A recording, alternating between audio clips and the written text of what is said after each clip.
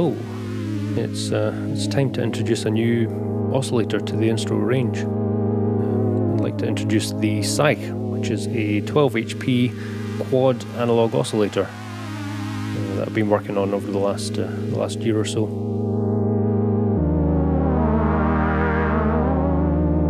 This might be a fairly long video, as there's quite a lot of features that I've packed into this guy, so it's quite a lot of ground to cover, but I'll try and keep it musical and try and keep it relevant.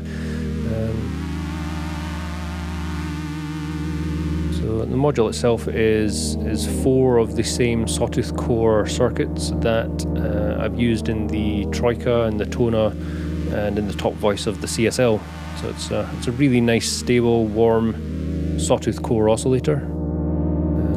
There's sub capabilities over the first voice that I've added in, and each oscillator itself has its own independent VCA, which each of these 4 VCAs are digitally controlled in amplitude. So there's a bit of programming in here which allows for smart mixing over these VCAs.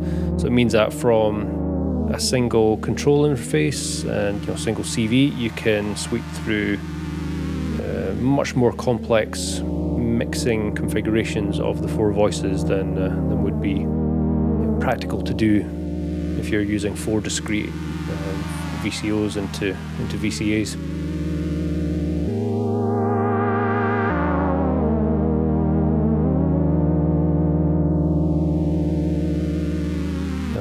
Quite a lot of features to cover, so I guess we'll dive right in. Hope you enjoy. Cheers. So let's dive into the sort of top layer control set on the Saïch.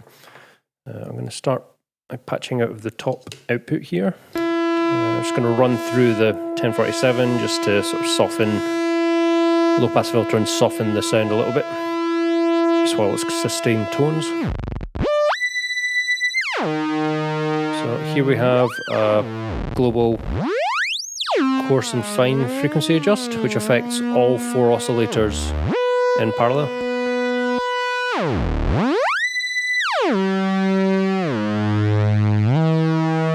So here it's a nice wide range over the coarse, which goes down from quite, almost low frequency content up to painfully high. Plenty of range for access. The fine tune adjust is a lot more limited, so it gives you up a major third, down a major third.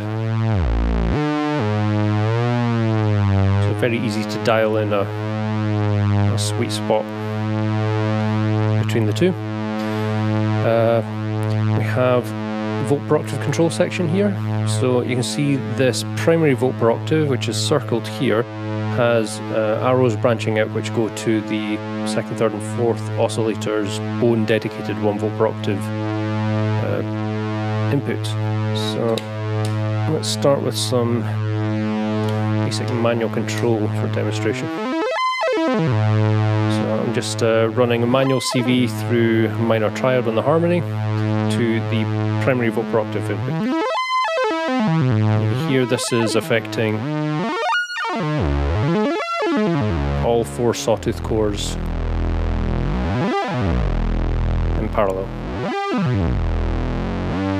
If I were to patch into one of the other volt per octaves on its own, this means that only oscillator 2 is going to be affected by that input signal. Same goes for 3 and 4.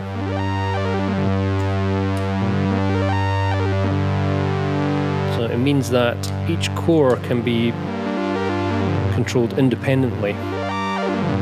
So we have nothing to 1, nothing to 3, so they are sitting at the defined fundamental.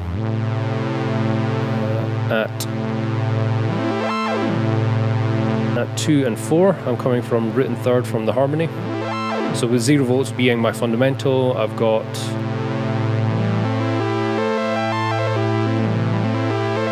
a tuned dyad which is landing on top of this fundamental drone.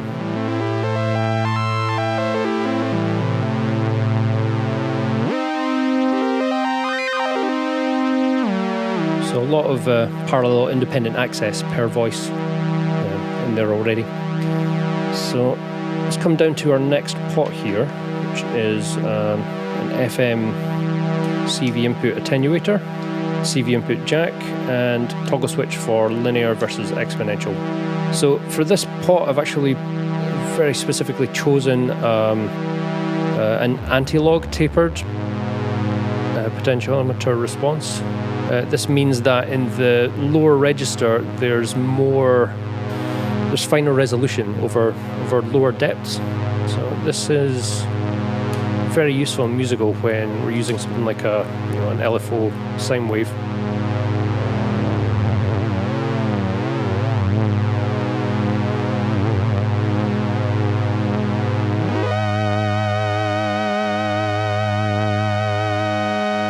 So that's attenuation all the way down. And I have a nice wide range of movement in that lower region of the pot for finding a nice low depth, which is quite musical for subtle vibratos.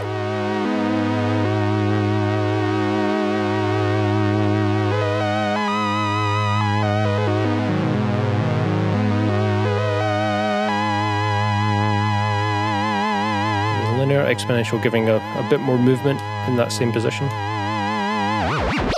And of course they'll reach all the way up to insane territories, with it all being entirely analog oscillators.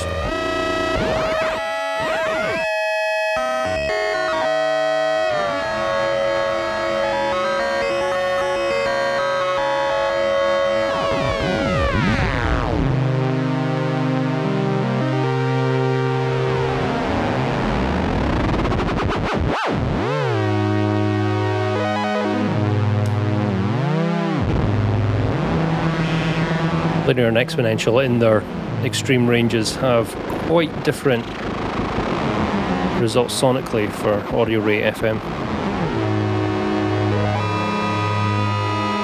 That sort of linear bell-like.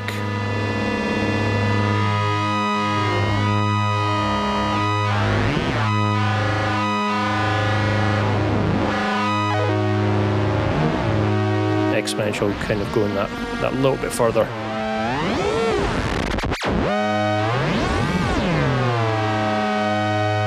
Very interesting being able to go from extreme high FM territory into landing on something very stable and harmonic.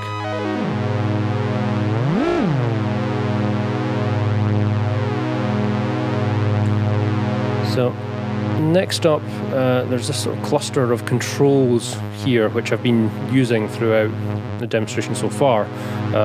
This is where the main guts of the oscillator, or the module, are for control. Each voice has got its own built-in VCA, and this is being controlled from a macro. The fader and the CV and attenuator are actually two independent control inputs that can then be used to independently control up to 3 different parameters. Built into the Saïch. The primary parameter for the fader being the mix profiles, which I'll get to in a lot more depth, but can also be used to define interval offsets, so adding in octave jumps.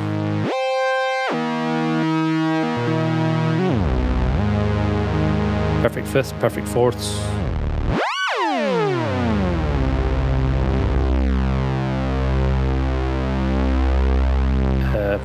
Yeah, there's a lot of depth, so I'll dive into that in a bit less of an overview.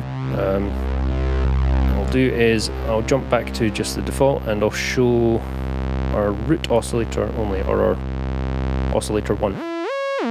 So now we're hearing and seeing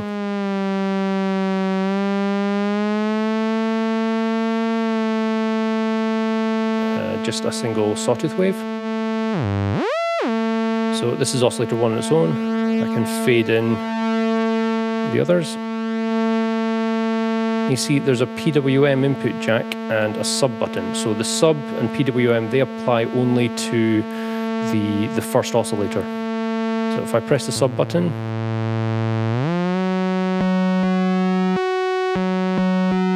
I can cycle through 4 different options. So this is currently on the fundamental. If I press it once, we flip to an inverted sawtooth or a ramp waveform at half the frequency. Square wave, which is that same sub-frequency, and then that same square wave but with its own built-in pulse width modulation, which is just a fixed rate LFO that adds a little bit of movement to the voice overall. So for a bit of context, what I'll do, I'll bring in the other voices. So we're going from solo saw to layered sawtooth waves. Bring in that sub ramp, which adds a lot more sort of like square edges to the timbre, with it being an inversion of the other fundamentals that are duplicated on the other oscillators. The square adds that little bit more nasally character. That's all the odd harmonics. And the last one, adding in that internal pulse width modulation, which just adds a little bit more movement to things overall. So this is extremely powerful for some more classic subtractive voices.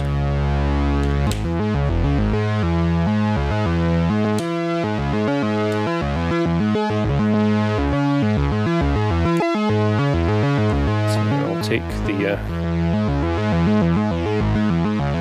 harmonies gate, clock in this envelope, and I'll split that to both the I don't need to split it actually, I'll just take this straight to the filter.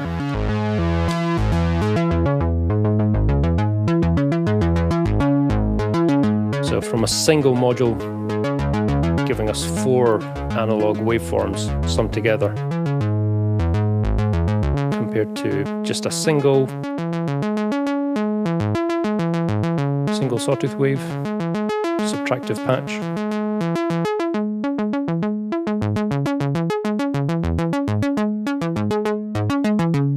You get that fullness and that natural phasing with the super saw from just layering on oscillators. Add in some sub.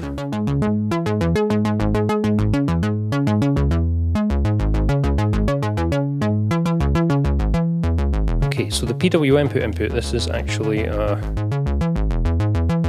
CV input which will apply only to the square or PWM voice version.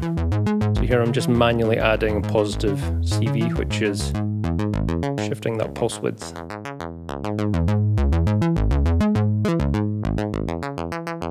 If I were to use a modulator, generally you would want to attenuate that down to give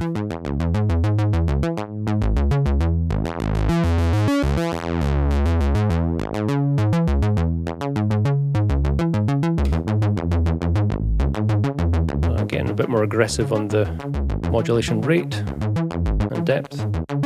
We'll get those dead spots on either end of the pulse width.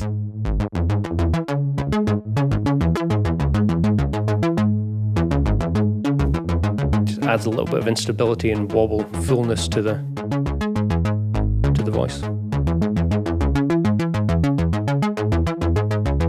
And of course, the other way to get that sort of same fullness, go back to parallel unisons. There's a detune for 2, 3, and 4 independently. So these will go up a semitone or down a semitone from the center notch. So it gives a nice amount of control for spreading things out just that little bit more.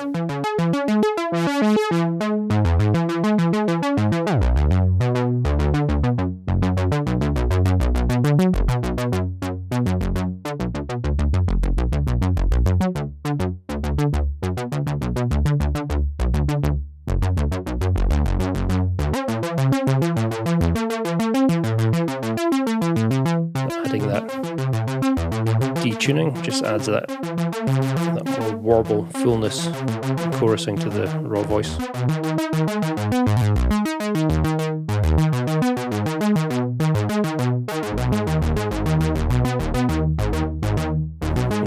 sub back in.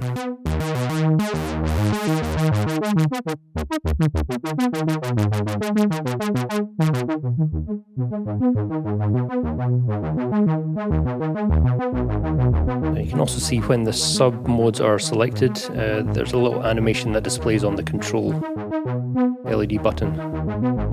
So original fundamental, you see a fast upward pulse. For sub ramp, you see a slower descending ramp. There we go. Square, it will blink on and off, and with the PWM it also oscillates between white and yellow.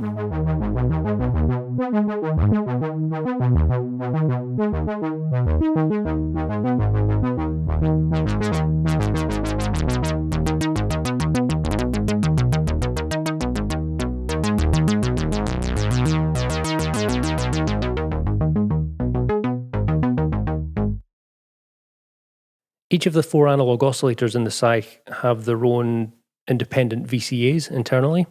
These are controlled via the single fader and the CV input via a tenuverter. So I've designed it to have multiple mixed profiles that give a wide variety of different amplitude controls dynamically per voice from this single macro control. So essentially parameter mapping over the mixing profiles of the VCAs. So you can see here as I press the mix profile button, which is this bottom right black capped button, it's cycling through the 7 different mix profiles. The number is displayed temporarily on the amplitude displays here in binary. So here we have 1, 2, 3, 4, 5, 6, and 7. If I want to at any point go back to the original, back to profile 1, I hold down the mix profile button and press the sub button, and that's immediately brought me back to the original one. If I want to access the second to last one, if you hold the mix profile button and press the sub button, it will actually cycle in reverse. So this is a good quick way to immediately jump to number 1, so you know where you're at, or if you want to access number 7 or number 6, it's a quick press hold, double tap, and you're on mix profile number 7 or number 6. So let's go back to the original and let's have a listen to what these different mix profiles do. So to demonstrate, I'm going to control the volt per octaves of each oscillator via from the harmony. So I've got this set to major 7th chord, close voicing and root inversion, and I'm tuning it so that it will be root 3rd, 5th, and 7th, going 1, 2, 3, and 4 on the oscillators on the Saïch. So I'm going to be running all this through the IO47 just so we've got a bit of roll off on the high end.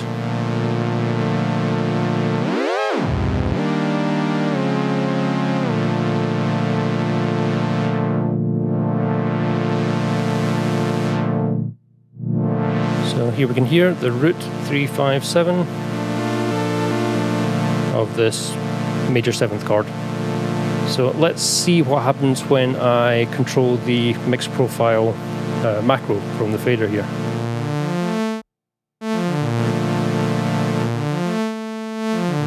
So you can see the amplitudes of the 4 oscillators is displayed in brightness on the indicator at the top. In this profile with the fader far left, we have an equal powered mix of, or equal amplitude mix of all 4 voices. As I sweep it to the right, you'll be able to see 2, 3, and 4 are fading out until we're left with just oscillator 1. I've programmed in virtual notches to make it a bit easier to find that exact position of just a single voice, and the LED will change to white when it's in one of these notches.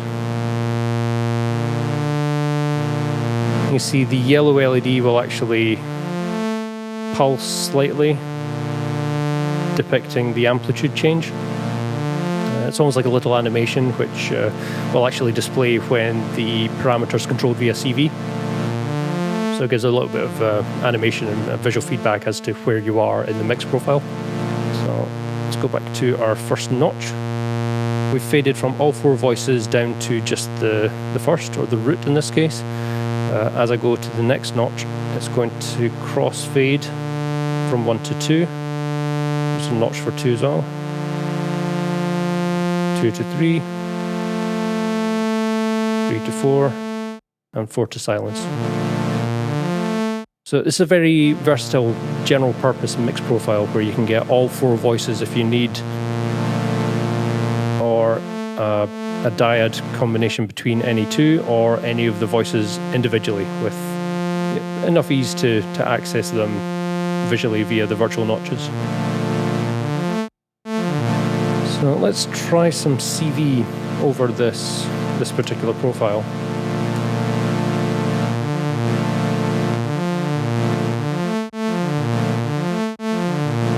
Let's go with a slightly slower LFO.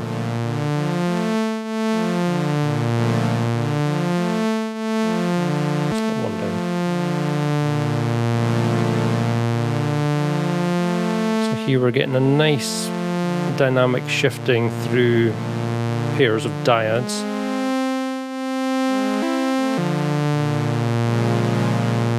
Let's go to diatonic chord progression mode in the harmony.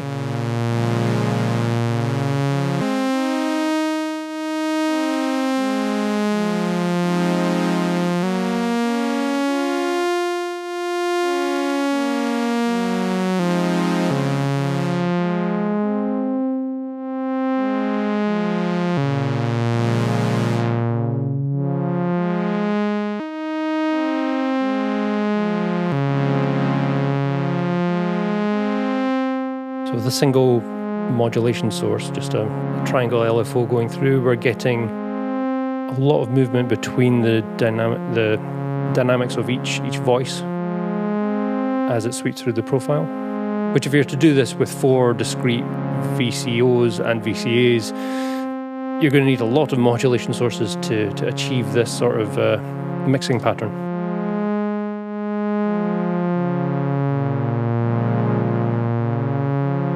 And because the CV is bipolar, I have the fader in the center, so only when we reach the full negative peak of this LFO triangle, we're going to land on that full paraphonic voicing of all 4 voices audible at once.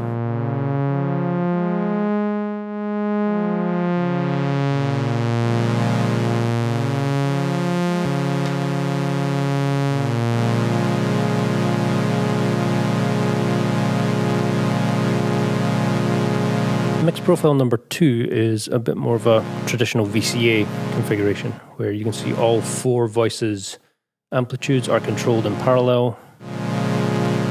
The fader far left is off, up to unity gain to the far right.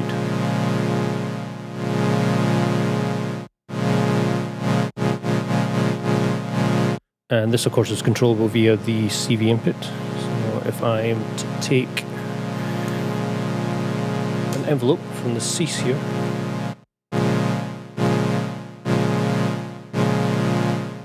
Actually, I'll control the cease from the harmony, that way I can play different chord voicings.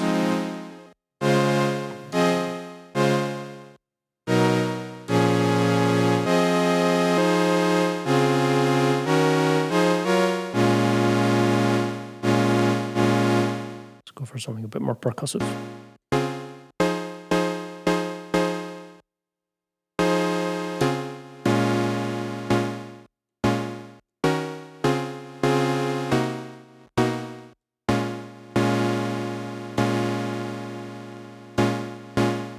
You can see on the fader LED, unity gain is reached when the LED holds as white.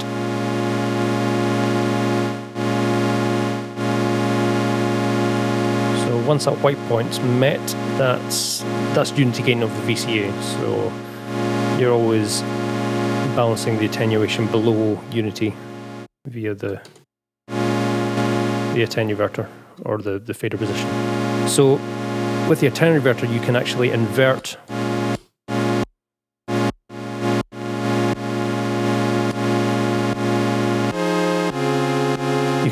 your CV. So you can start with unity gain amplitude, and then use an envelope to duck the amplitude.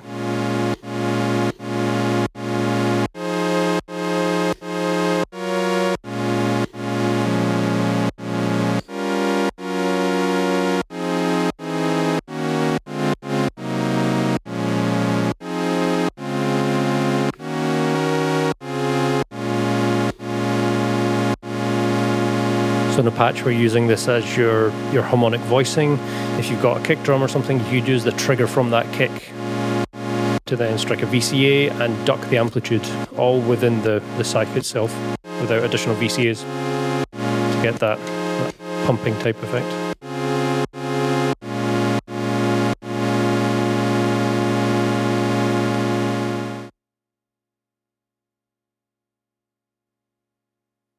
Mix profile number 3 is a bit more specialized. You can see as I sweep from left to right, I'm just hard jumping from 1 to 2 to 3 to 4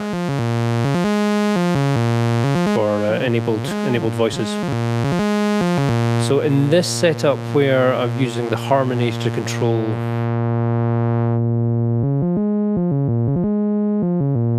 the pitch of each voice independently as a 7th chord, I've essentially turned the Saïch into an arpeggiator over these voices.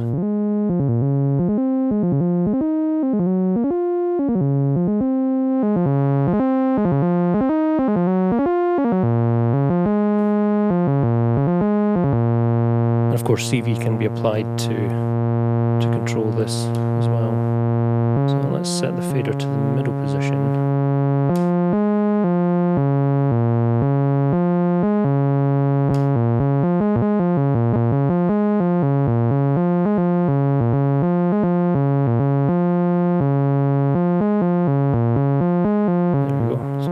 Where this bipolar triangle is shifting the fader essentially from left to right.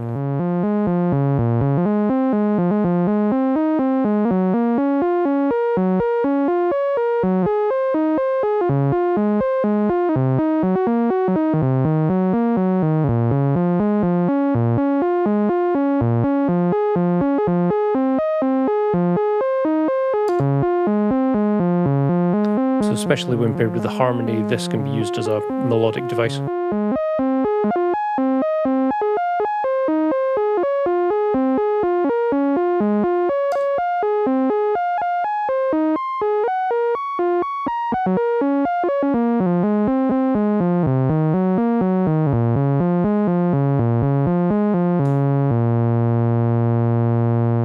Mix profile number 4 is a bit of a spin on the classic VCA type format. For starters, you can see it's inverted, so the fader full left, and you've got equal amplitude of all 4 voices together.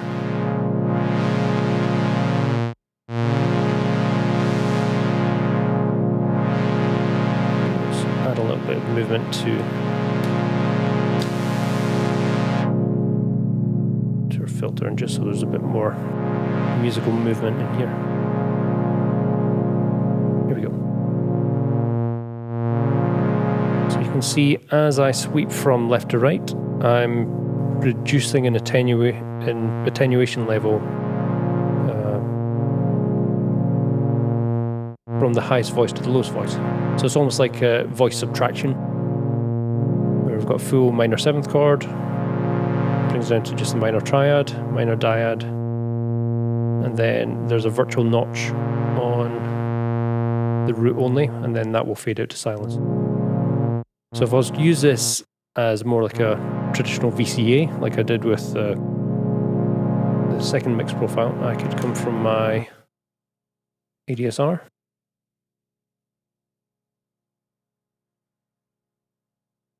and patch that in, set the attenuator to negative. So now I'm not only getting amplitude impulsing and shaping coming through, it's also increasing kind of cascaded amplitude control across the four voices.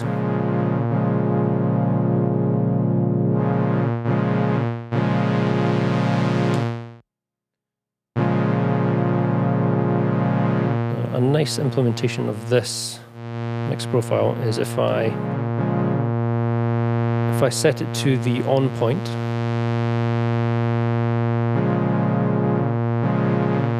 and then let's control the ADSR from the harmony.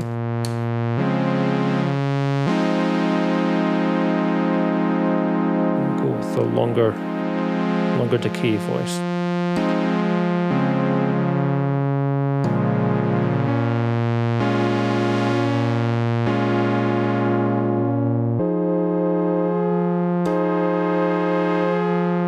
One step further actually. I'm going to mult the envelope shape and control both the size mix profile and the filter cutoff with the same envelope.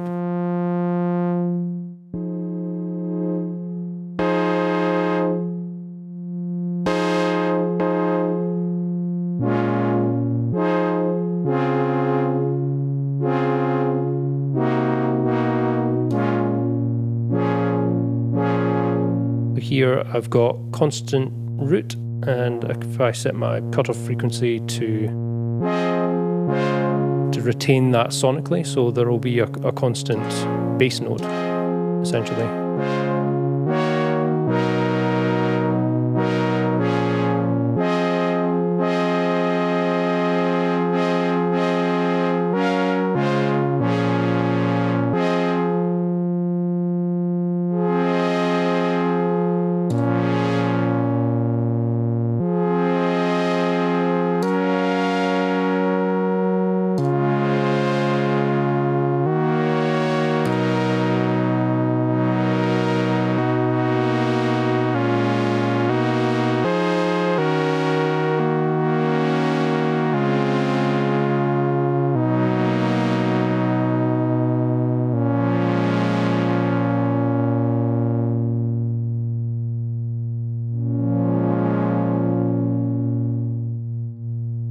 Next up, we've got mix profile number 5. Clear out these patch cables a minute.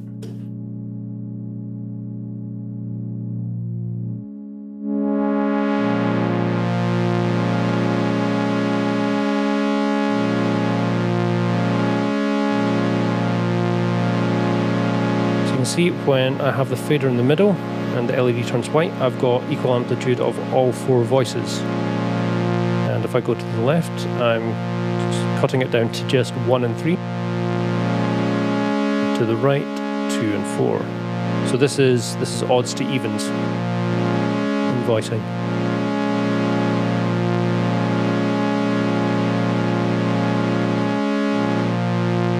In this particular configuration, I find it's often quite nice switching it to around the 3rd and 5th. This way, when I am hard left and I'm on voice 1 and 3, I'm actually hearing root and 3rd, and then 5th and 7th.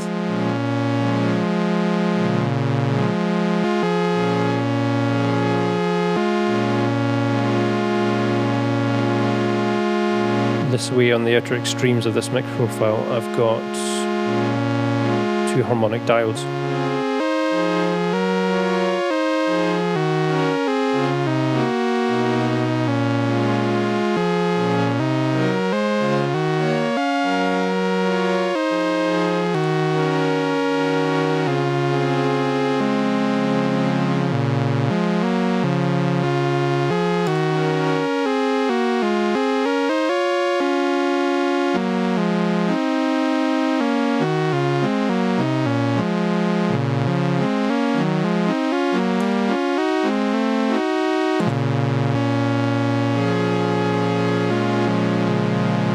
So when using the harmony, you can get some really musical harmonizations, melodic harmonizations.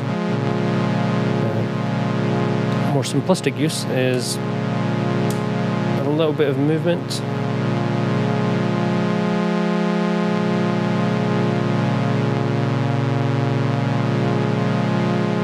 So we just got slow evolution from all four voices to just root to the two diodes, root 3 and 5/7.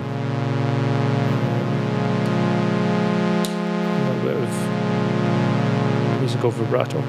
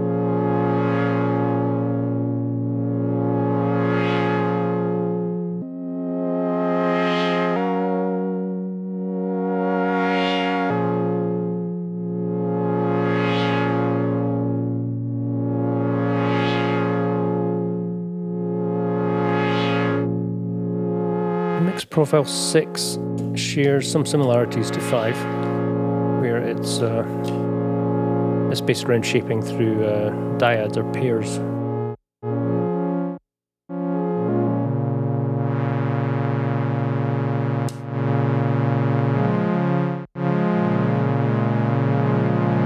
I'm going to switch back to our orientation being root 3, 5 and 7th ordered from 1 through 4.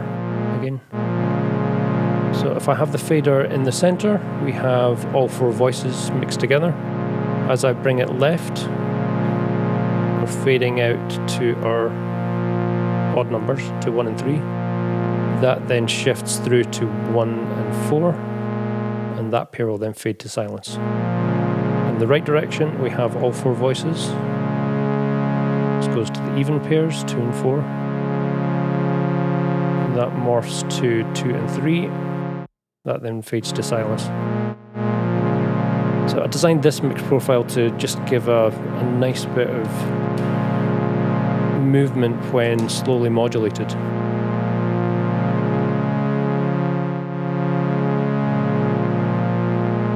And depending on the extremes of, if you're using bipolar CV, I could weight the fader to one direction so that I'll end up accessing that little portion of silence in the end.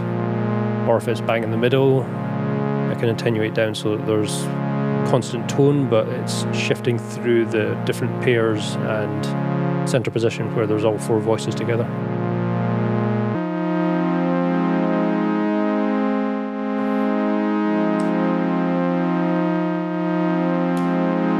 And a few little patch details like a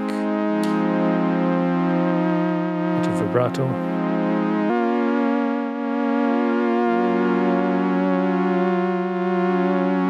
Some movement on the filter.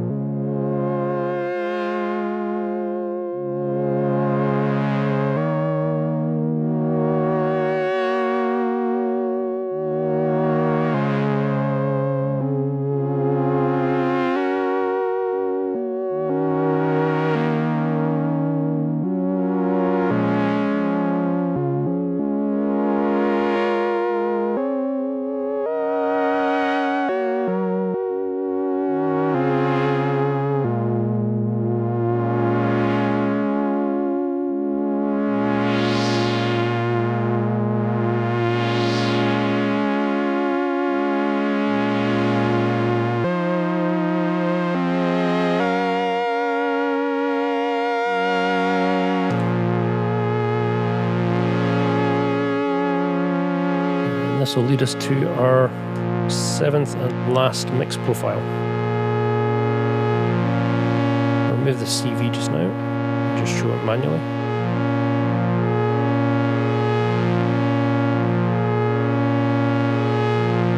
So I can see as I move from left to right, the amplitude of oscillator 1 is remaining constant. So this is the constant root mix profile, where I'm shifting through a combination of 2 crossfading to 3, 3 crossfading to 4, 4 crossfading back to 1. And again with this mix profile, it's all a balance of equal powered crossfades and interpolations to try and keep as consistent a sonic overall amplitude of the resulting mix between the voices. Let's add some CV back in here.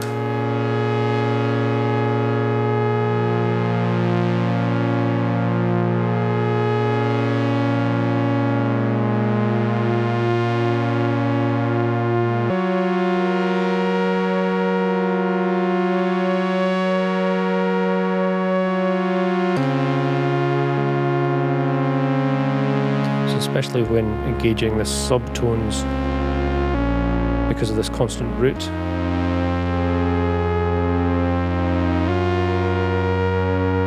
A lot of fullness to these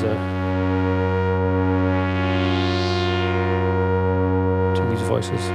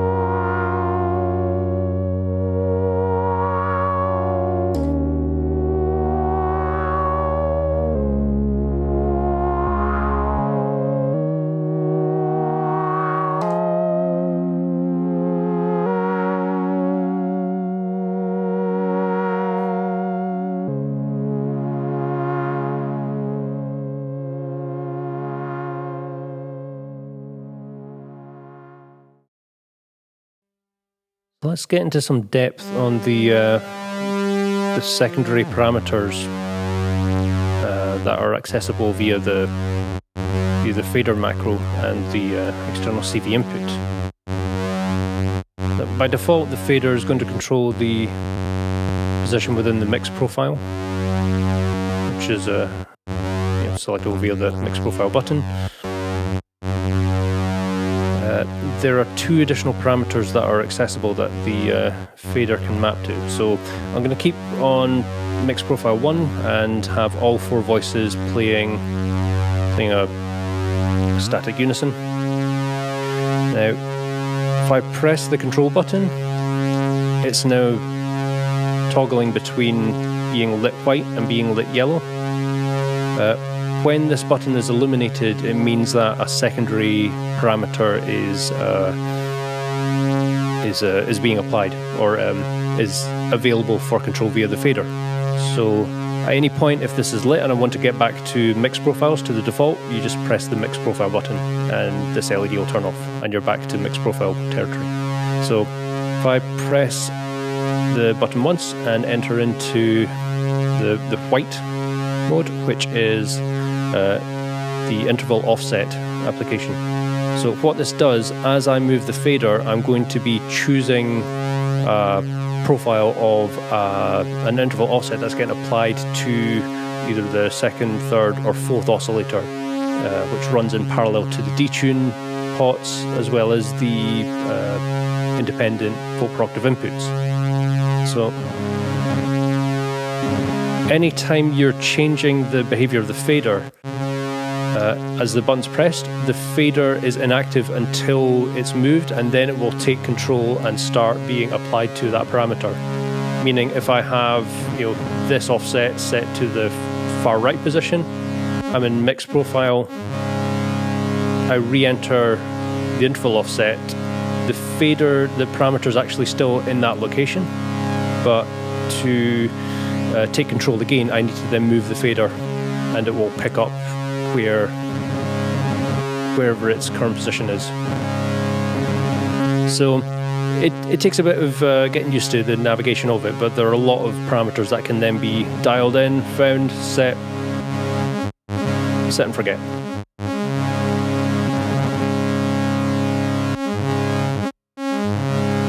Okay, so let's get back to our first secondary parameter, which is the interval offset. With the fader far left, there are no upsets applied, so the fundamental, the first oscillator, root, second, third and fourth oscillators, they're all playing matched unison. If I move one notch to the right, the fourth oscillator is now jumped up an octave.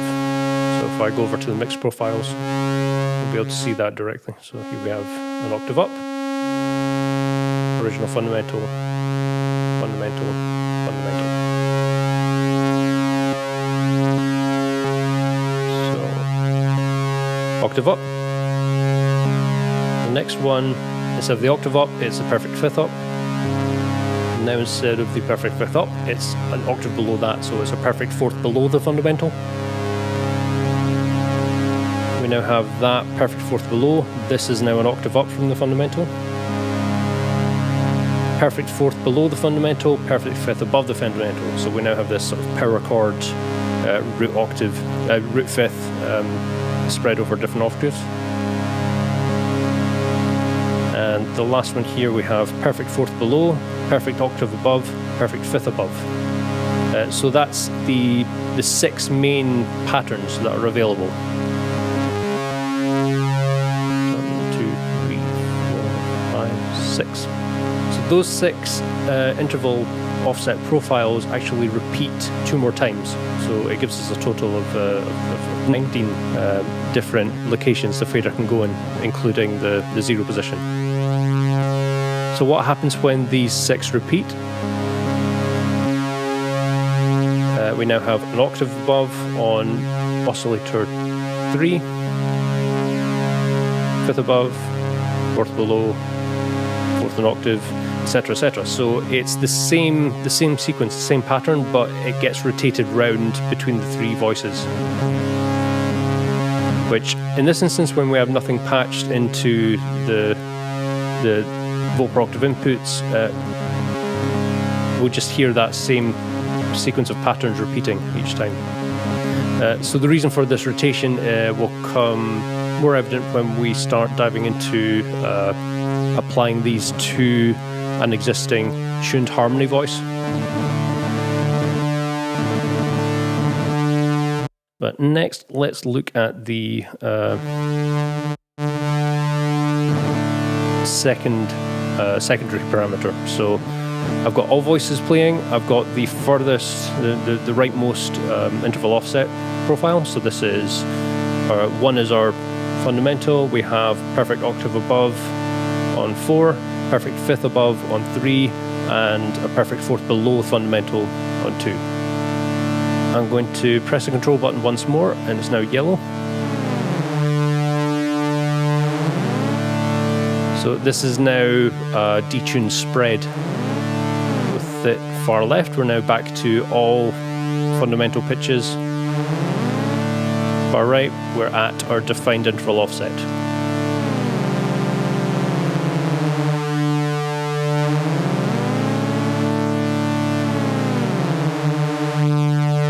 So, depending on the interval offset chosen, it's a really powerful device for adding in global spread and detune to a unison voice. So let's build up a more musical subtractive patch first.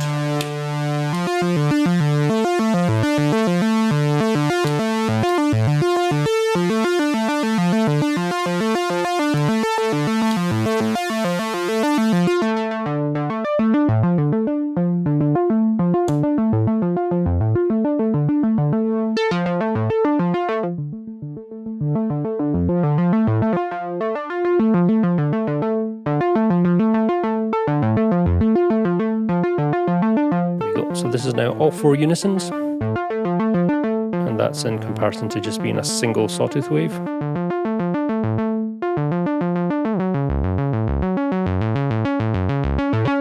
So we have parallel layering of sawtooth waves to give us this fullness. We can now add in perfect interval offsets to add, octave unisons or just more like power chord type voicings.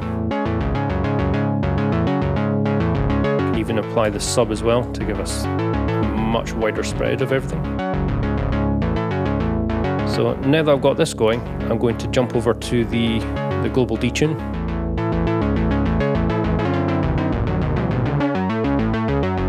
So I can now, over the range of this fader, go from really tight all 4 unisons out to this parallel octaves and perfect fifth, perfect fourth power chord type voice.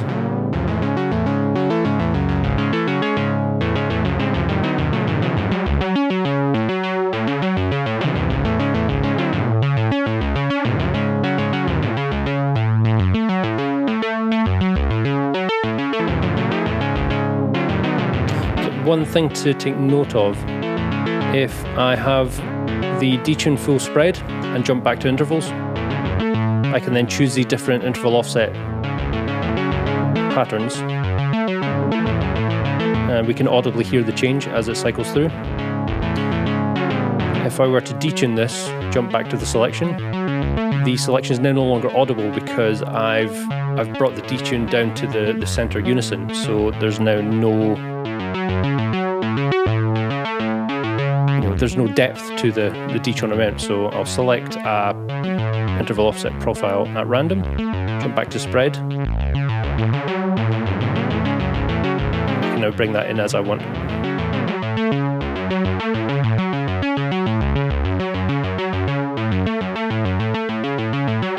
So now, instead of using the manual detunes for second, third and fourth to create that sort of body, that spread, that chorusing, if I want to lock that back into being tight, I don't need to go through and find the notches again. I can use an interval offset and then the global spread to get the same effect.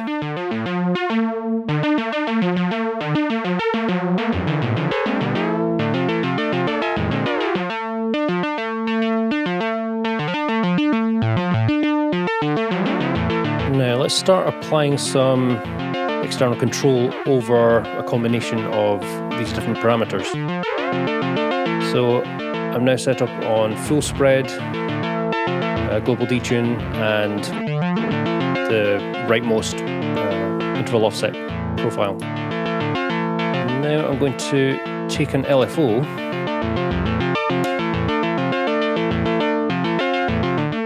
and patch that to the CV input, bring up the attenuverter depth, and we can see this is by default applying modulation to our mix profile. So if I jump back to my mix profile setting, where I now have fader control over that in addition to the CV. So let's say I choose mix profile number.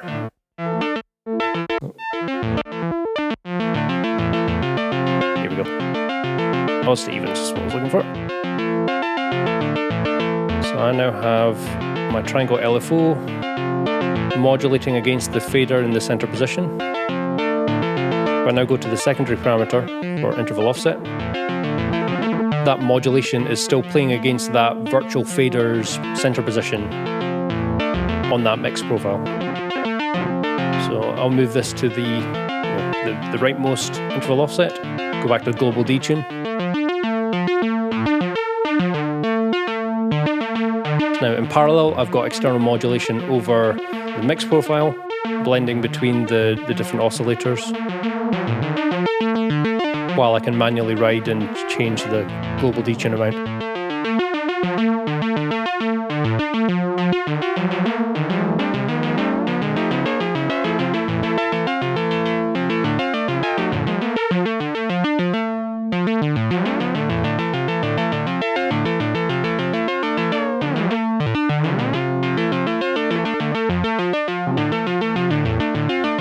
So let's now change between CV over mix profile to adding CV over the secondary parameters. So a nice example of this is if I choose an interval offset profile, I'll go with the rightmost, and jump over to global detune. If I hold the control button and tap sub, I've now mapped the CV input to the global detune. So if I take this from the 1F as a manual fader, global detunes all the way down, I've got a tenuverter all the way up. I now have external manual CV control over that parameter. And as you can see, it's actually summing with that virtual fader position.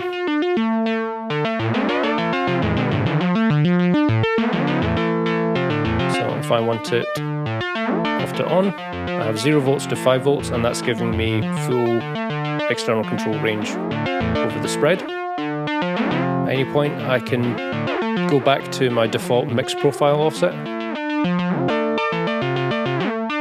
select a new mix profile, change this to being an LFO.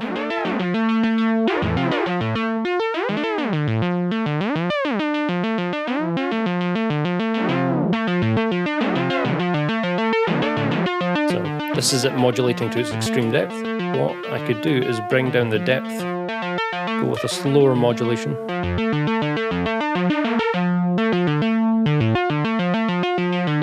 And just dial in a sweet spot where anytime the modulator goes full positive, that's where we're getting a certain amount of detune spread.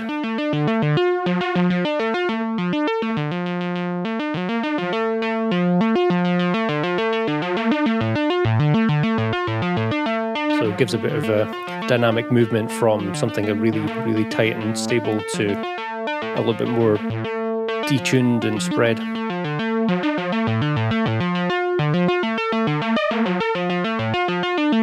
Okay, let's go back to our global detune, set that to its maximum. I'm now going to go to our interval selection, and I'm going to do the same button combination, hold control, press sub. I've now mapped the CV to that interval selection.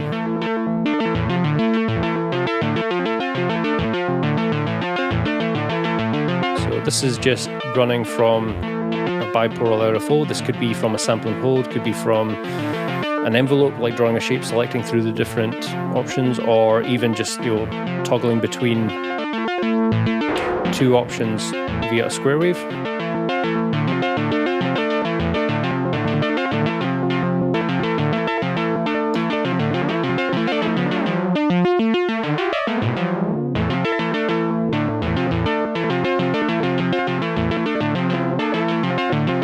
Let's go back to dynamic LFO.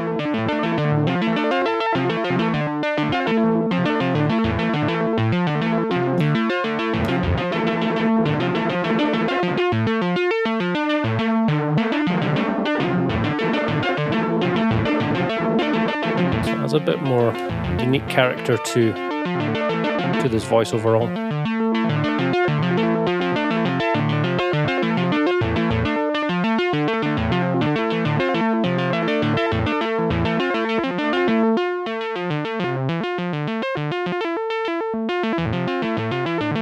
So here I'm isolating each of the voices individually, and we can hear the interval offsets jumping between fundamental roots, octave up, perfect fifth up, perfect fourth down.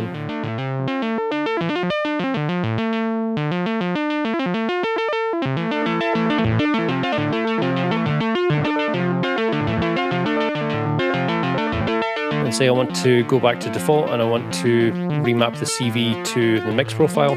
If I'm in the default mix profile only, if I hold mix profile and tap control, that's us back to normal. CV over the mix profile.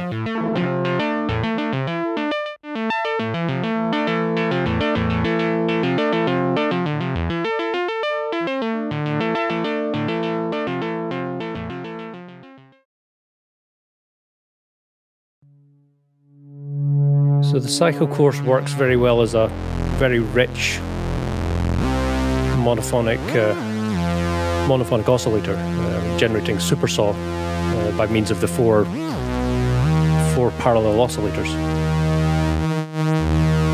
But for anyone that's familiar with the harmonic quantiser module, it's probably already quite evident that the development of the Saïch was heavily inspired by the harmony. So any users of the harmony will know that it can take a bit of practice and a bit of tweaking to tune up 3 or 4 oscillators together to match a unison, and then dial in the harmonic context. So the Saïch is very much designed to be a very quick plug and play partner to the harmony, where the unisons already exist, and for retuning the 4 voices, they all track together in parallel.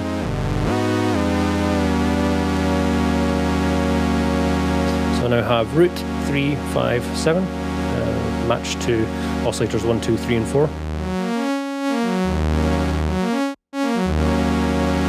We've currently got a minor 7th chord up. So that's root position, closed voicing, and minor 7th. So it looks like we're in Aeolian mode. I'll jump over to performance mode on the harmony.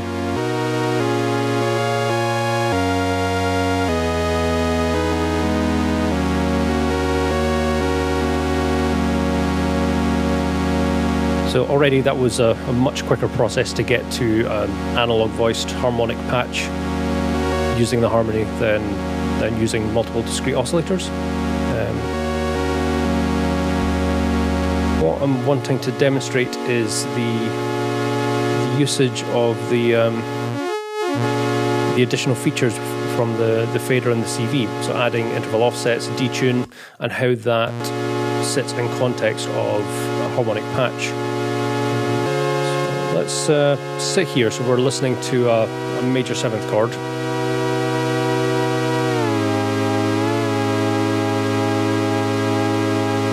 And I'm going to start applying interval offsets to this tuned major 7th chord.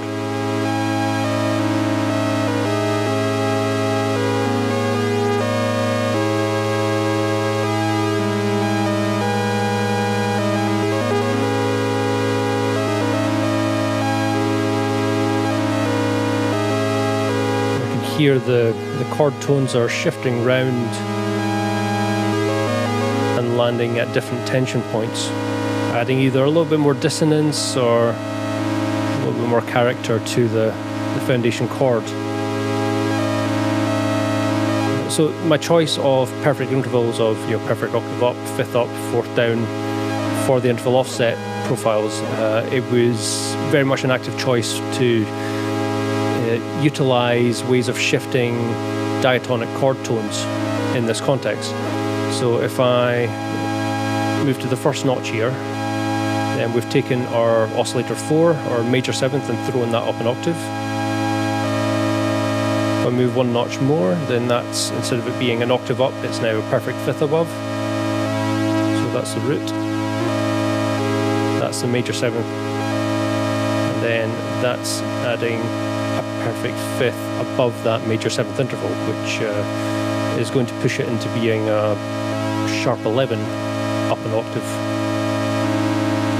Next one up, that's going to be the same sharp 11, but it's now offset down a perfect 4th from the fundamental.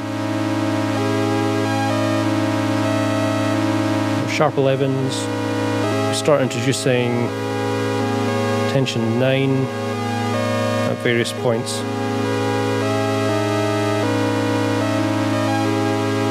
So that's at any point the perfect 5th from the root would be pushed up an additional perfect 5th. It would land on the 9.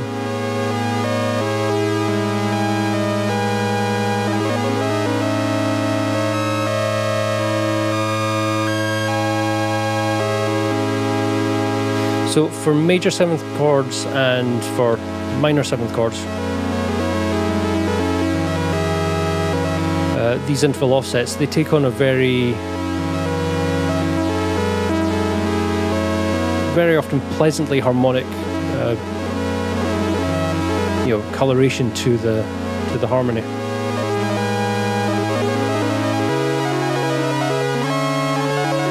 It gets quite melodic in many ways, as a lot of these tension tones, they would be notes that would be introduced with a melody over a foundation chord progression. So let's start to dive in a bit more and see how the application of these offsets can add a lot more complexity to an existing chord progression. So first off, I'm going to find a tension chord that's quite dramatic, so that one there, and I'm going to jump over to the global detune.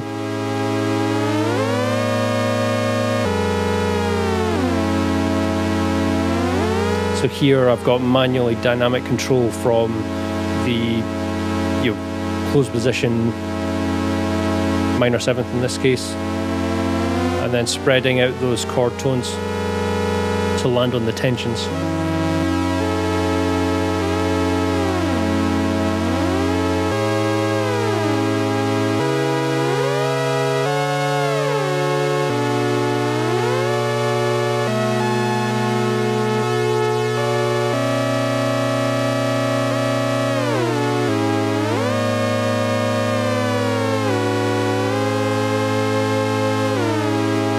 There's even points in the middle, depending on the spread of these chord tones, where it will land on an intermediary chord that is harmonically related to the context.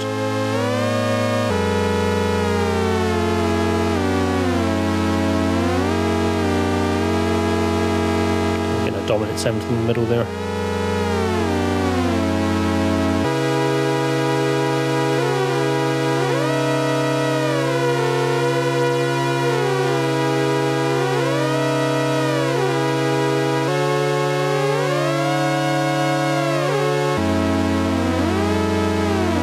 Of course, this is all closed position root inversion with the drop 2, drop 3 and open voicing.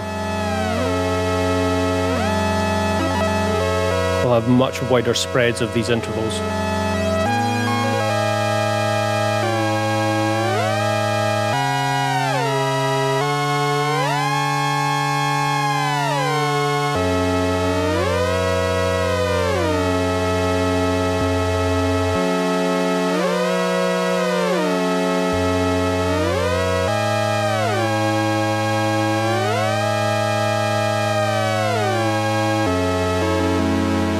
So let's add some more dynamic movement to this.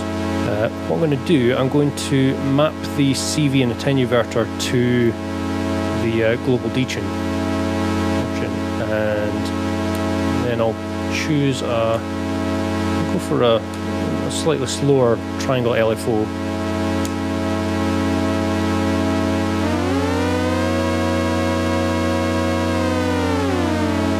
This will go a little bit faster. So I now have automatic modulation of the spread of these extra tension chord tones.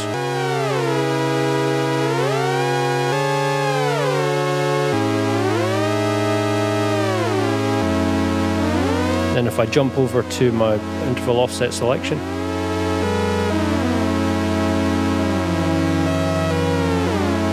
CV over the spread is going to be continuing, as that's the parameter that the CV's now mapped to.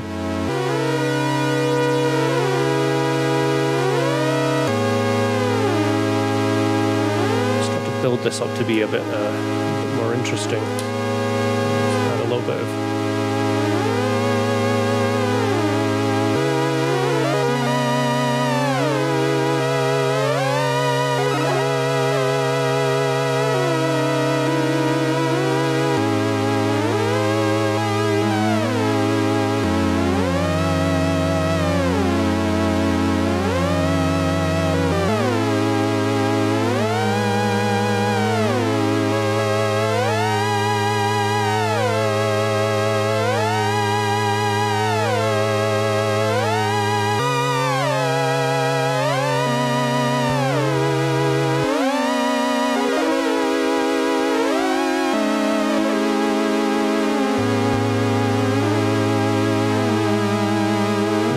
keeping in that sub, so the root is actually an octave below, just to spread out this whole voicing a little bit more.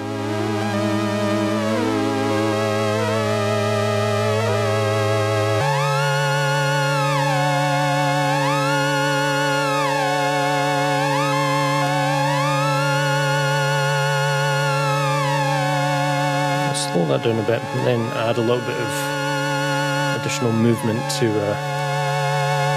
our filter here.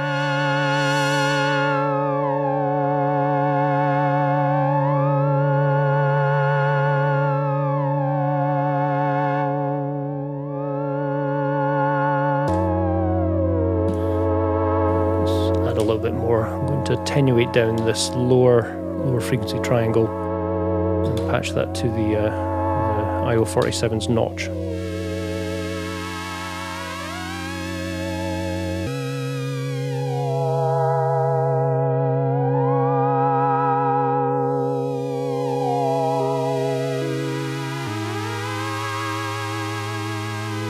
And that sort of a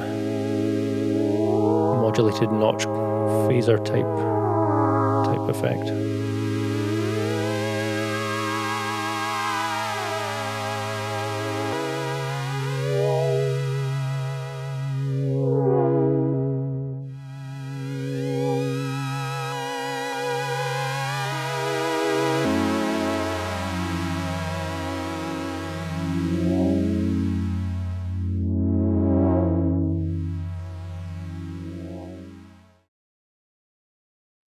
So next up, I want to show something a little more out there. So far, all my examples, I've run the, I've gone more classic subtractive, running the Saïch through the IO47 as a low pass filter. Maybe a bit of notch movement in there, but this time I'm going to add in an extra step. So I'm actually going to run the Saïch into the Instruō, which is my wavefolder module. So this is a similar wavefolder implementation to that of the CSL. I'll run through channel 1 on the modulation first, and that way I can use that as a reference clock for clocking the scope. And from the Instruō, I'll go straight to the output first, and we'll see what we get. So much like on the CSL, the wavefolder will sit about unity gain, maybe just a little bit above the center point, and we'll attenuate down as the fader reduces.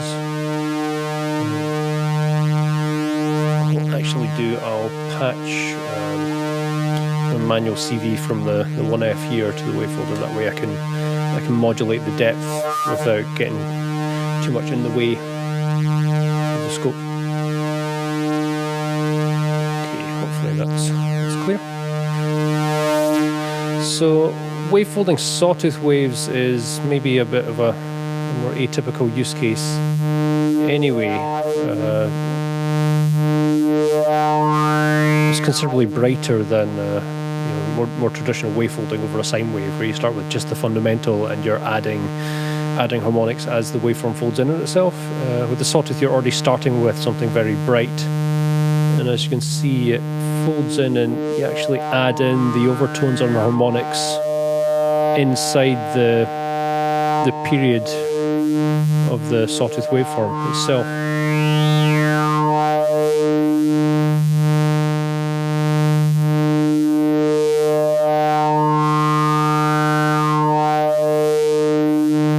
So I guess it's a similar sort of timbre that you would get if you were high resonance filtering.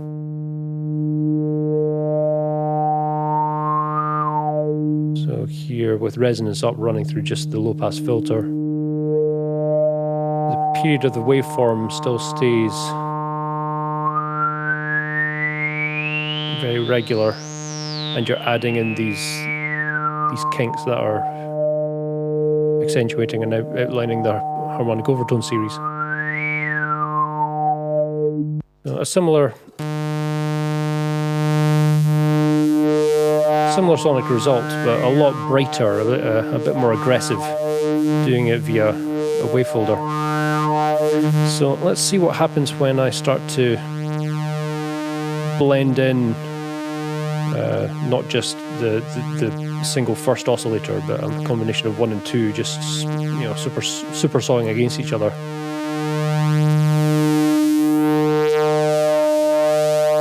Each one of those super saw-like movement spikes, they become these audible fluctuations throughout the folded signal. And you can imagine as this gets denser with bringing in all 4 of the voices,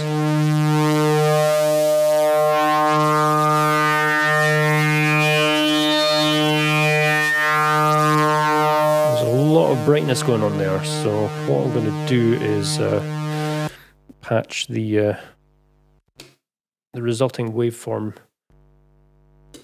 via, where are we? Here we go. Via the IO47, just so I'm able to low pass filter this whole sound slightly.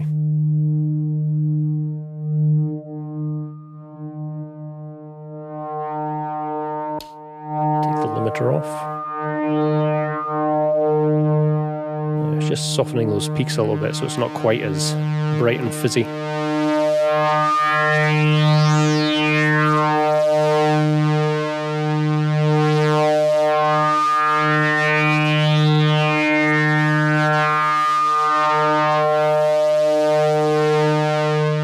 Okay, let's see what happens when I go back to just being first and second oscillator, both at unison, and then engage the sub.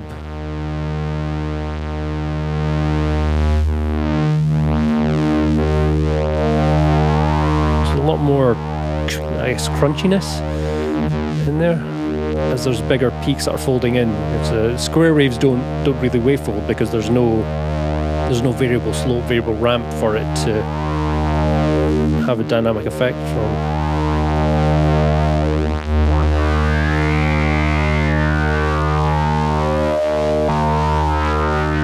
There's this sub square wave, sub PWM added in, which will just add this extra bit of movement to the resulting waveform. Let me just keep them all unisons just now.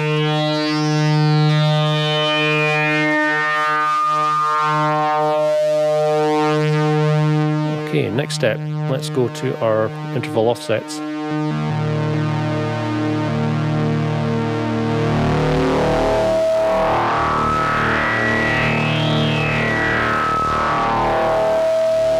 now the harmonics that are being introduced are a lot more interesting, a lot more complex, because it's not just a fixed waveform anymore. We've got the perfect interval, so it's all harmonic overtone related, but it means that our starting fundamental waveform is a lot more complicated before the folding process. It almost sounds like elements of feedback that are coming in and out.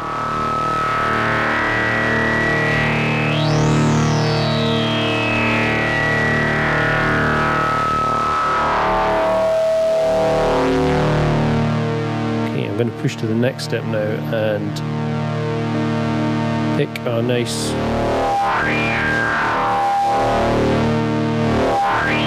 rich interval offset combination of chord tones. That's pretty good. And now I'm going to jump to my global detune. So now as I go from fixed unison, which probably sounds the most stable, out to a bit more chaotic and harmonically rich.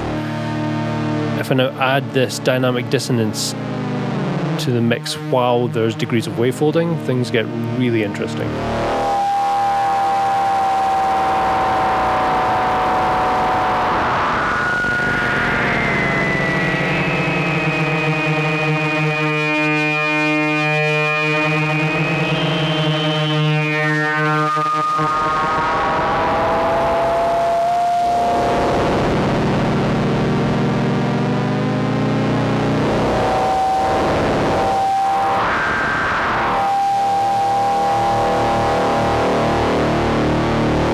It goes from complete dissonant distortion to settling on something with a stable fundamental.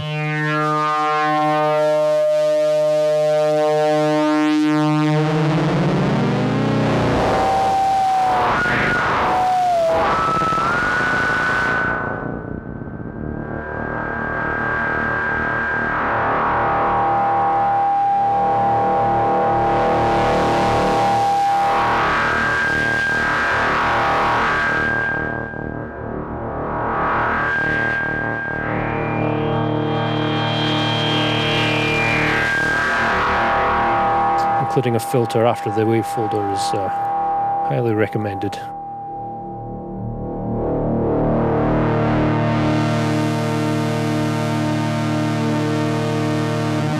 Let's try one more addition. I won't go full 7th chord harmony voice. I'll keep it to keep it triadic.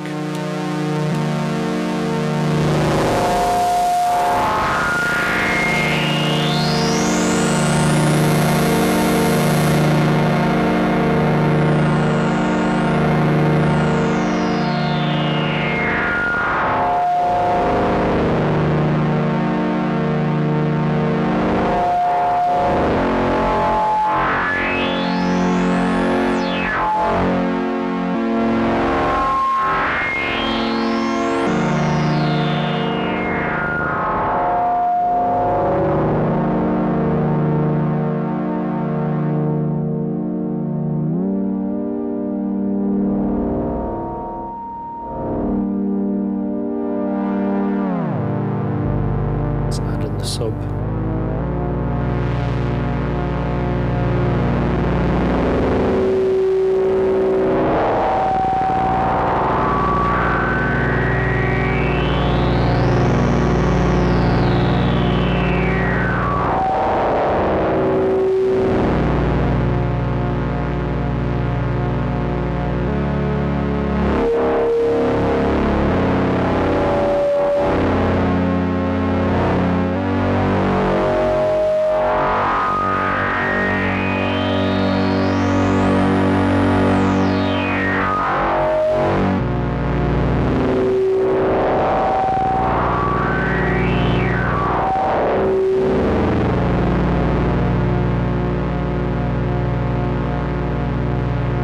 Some very interesting timbres that you wouldn't necessarily think to do with wavefolding a swarm of sawtooth waves.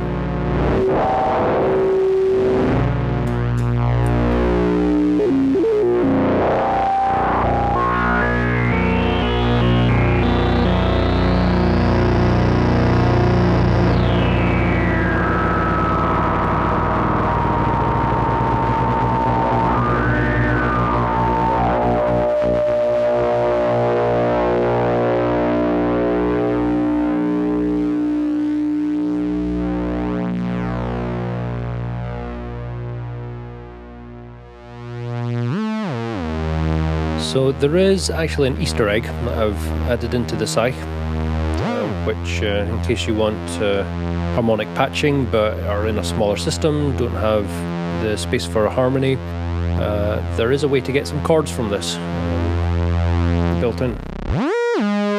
So the way to do this is to engage interval offsets, so that's lit white. If you now press and hold it and then press the mix profile button, you can see this now turns to being off-white instead of pure white, and this still toggles between off-white now and the yellow for global detune. And what we can hear now, the Saïch is now playing a major 7th chord.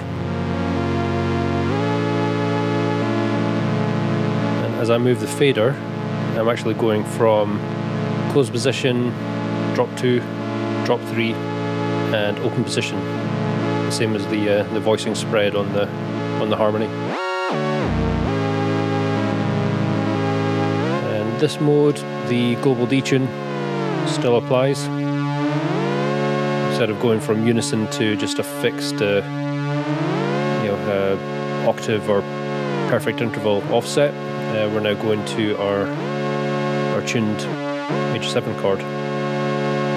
And sub, of course, still applies, so it's actually just changing routing of the fundamental oscillator.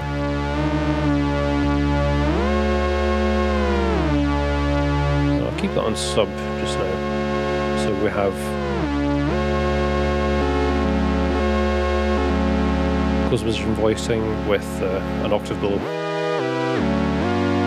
So let's send it some volt per octave control. Set the harmony to being all white keys, or major scale, Ionian mode, and I'll send in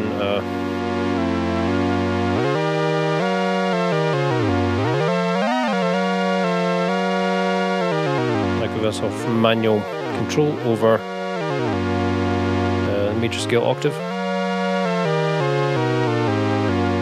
Of course, because this is playing just a major 7th chord, we're hearing parallel motion, major 7th, with a changing root note, which is not particularly musical. So the trick to get actual diatonic chord structures to this is you need to split the volt per octave source between going to the analog volt per octave input as well as the CV input. So this CV input is now calibrated in this mode to track 1 volt per octave. So it does rely on having the attenuverter all the way up so that there's no attenuation level otherwise. This is tracking volt per octave, this is now no longer tracking volt per octave. So it needs to be fully clockwise for this calibration to work.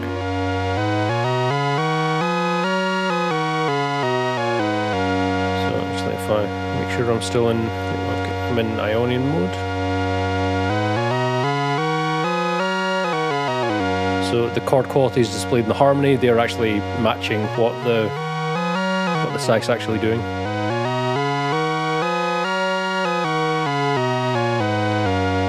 If I engage all chromatic tones,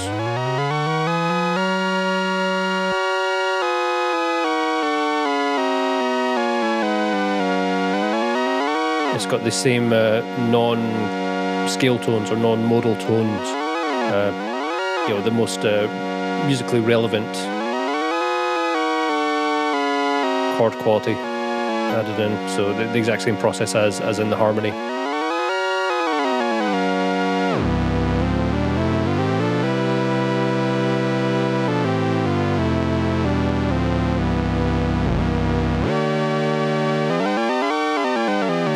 What about minor modes? So I thought of that, and what I'll do, if I set the actual quantize scale to be in natural minor scale, and of course this is just the Ionian major scale chord structures added on to the natural minor root note scale. So the way to access minor scale is to invert the CV. If this is fully anti-clockwise, I've now got this 0 to 5 volt range, and it's now tracking that as a separate volt per octave. So as soon as this CV input sees any negative voltage, it flips it to harmonizing to natural minor scale. So again, if I enable all chromatic tones,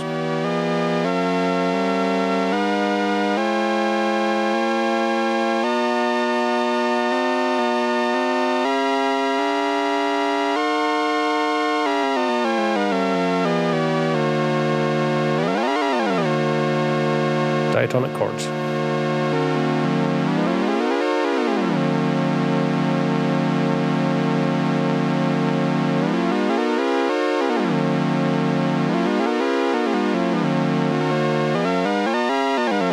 So of course this can be sequenced.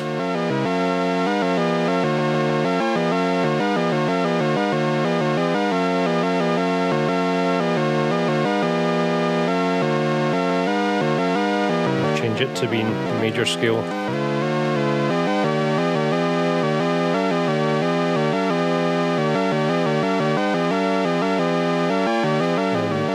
So you've got full diatonic chordal harmonization driven from a single volt per octave source.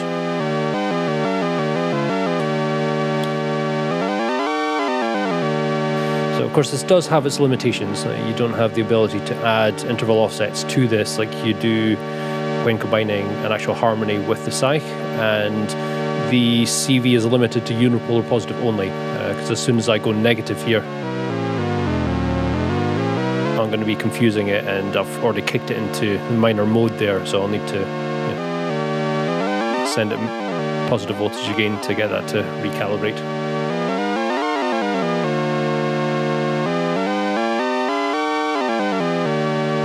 But I thought it was a fun little feature to include in as a little Easter egg.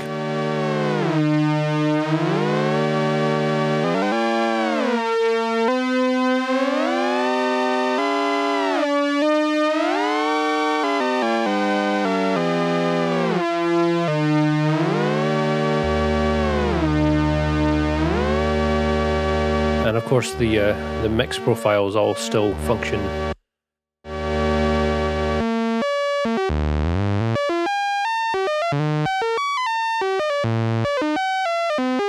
But you've lost CV control because the CV is now used up for this diatonic volt per octave tracking.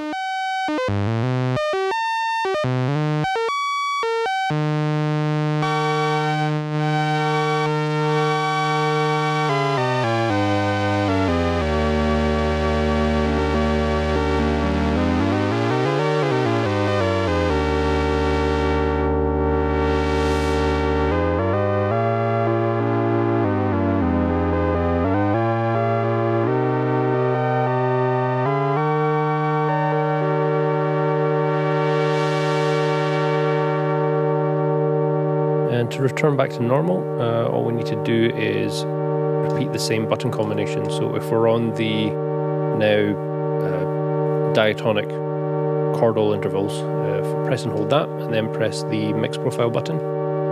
It's now changed back to white. As soon as I move the fader, it'll update, and we're back to the default interval offsets.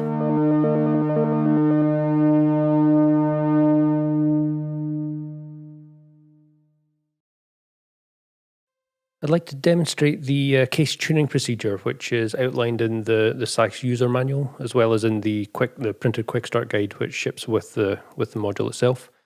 So this is a procedure that I programmed in to the controller and CV generators that are internal for setting references, as well as setting the interval offsets. So because these are 4 completely independent analog oscillators, I calibrate them to track together, and because they're duplicate circuits, they're all very accurate in consistency to each other. But quite often what I found is if the Saïch is put into a new case for the first time, the power supply on that case is going to be different from the power supply that I calibrate each one to in-house before they get boxed. So it means that there might just be some changes, some slight fluctuations that would cause the tuning stability to drift slightly. Once this procedure is done and the center dents are aligned so that you know that the center dent of each detune is the bang on fundamental pitch, it's very consistent. But this is something that I had to include just for compatibility across a wide range of eurorack cases and power supplies that are out there. So this is a Saïch which I have detuned to be a bit more of a swarm than it should be, especially when the detunes are in the center dent position. And one way that I could tune this by ear is to enter the 7th mix profile, where I can isolate just two voices at a time, all in reference to the fundamental. And use the detunes to find that unison point.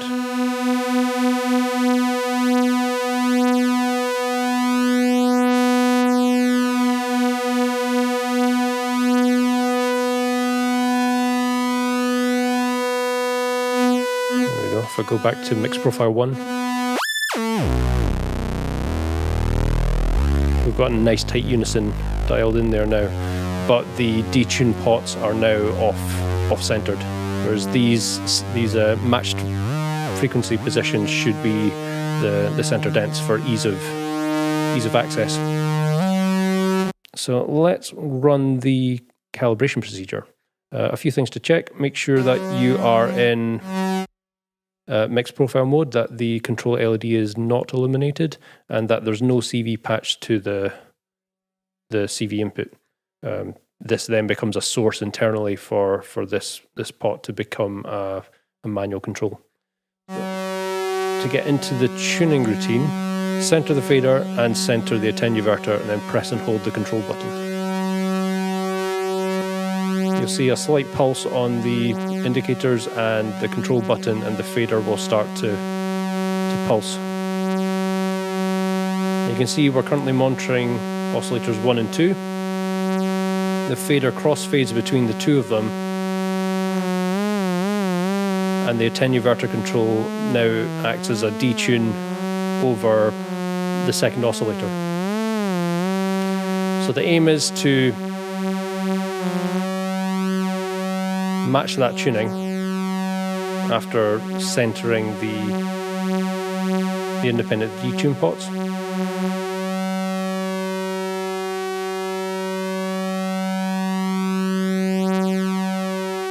So this is done for each pair of oscillator, or each oscillator in pairs, so 1 and 2, 1 and 3, 1 and 4. There's also a reference taken of the oscillator 1 at a fundamental, and then 2, 3, and 4 at an octave above. So the order is 1 and 2, 1 and 2 with the octave above, 1 and 3, 1 and 3 with the octave above, 1 and 4, 1 and 4 with the octave above. So the best practice for doing this procedure is to actually tune up a bit higher than you might expect. We're going to set it to D5, not D5, C5.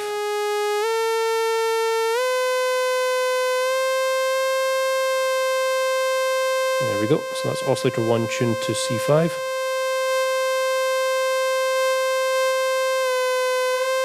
So you can see the attenuverter control is now the detune, or an additional detune control for the second oscillator. So I'll choose that and dial that into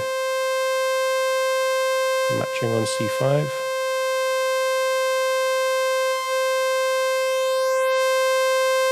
There we go. So I want to find a position where when I blend between the two voices, there's very little beating, or very slow beating between the two.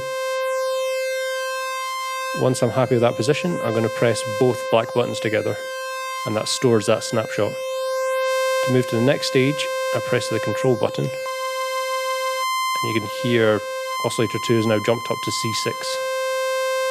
So oscillator 1, I still have that C5 reference. I need to tune this up a little bit to match that C6.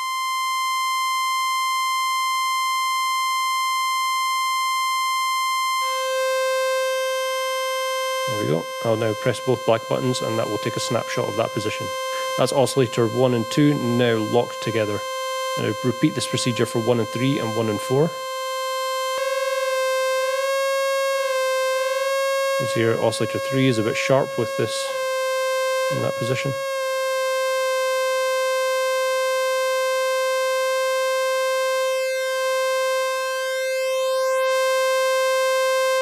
And tightly locked together.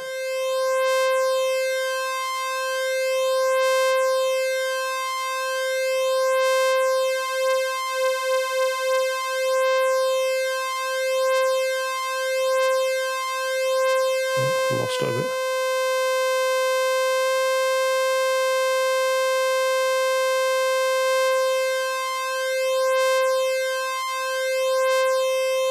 Once I find the point I'm happy with, press both black buttons. That saves that. Press the control button, and I'm now matching the octave.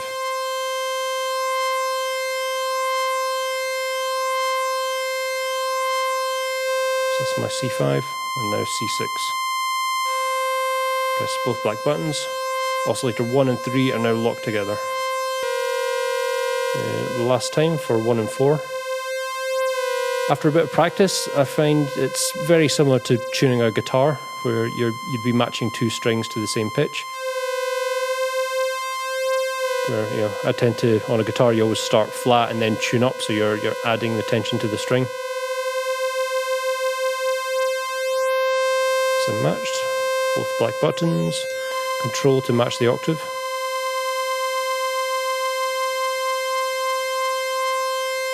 Both black buttons.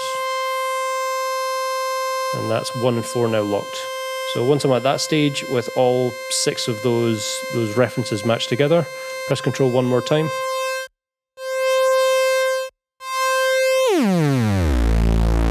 That's all 4 oscillators nice and tight. So here I can now manually detune with the detune pots.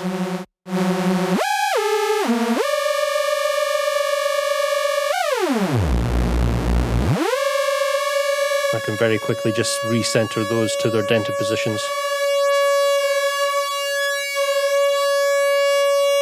And get back to that nice tight unison.